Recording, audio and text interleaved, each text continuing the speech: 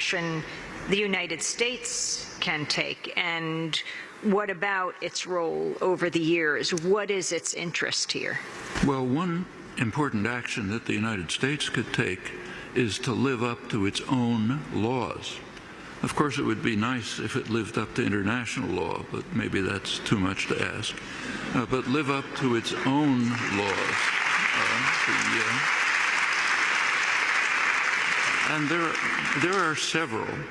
And here, incidentally, I have in mind advice to activists also, who I think ought to be organizing and educating in this direction. There are two crucial cases. One of them is what's called the Leahy Law.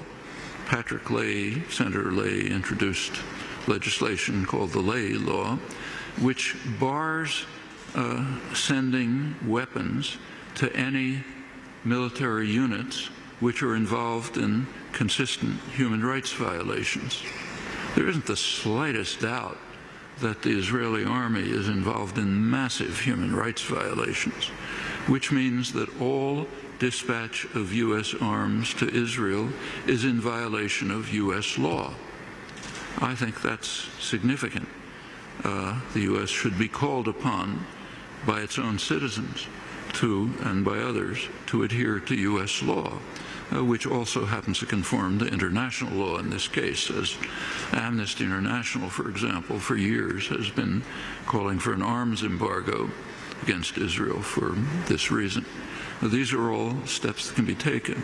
The second is the tax-exempt status that is given to organizations in the United States which are directly involved in the occupation and in significant attacks on human and civil rights within Israel itself, like the Jewish National Fund.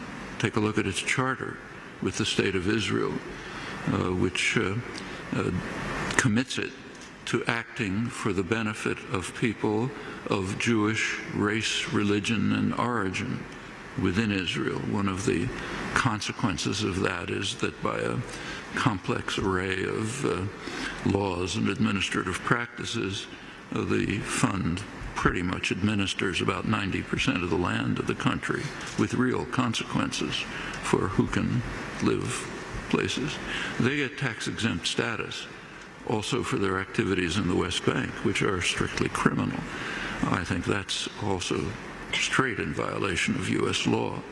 Now, those are important things, and I think the U.S. should be pressured internationally and domestically to abandon its virtual unique role, unilateral role in blocking a political settlement for the past 40 years, ever since the first veto in January 1976.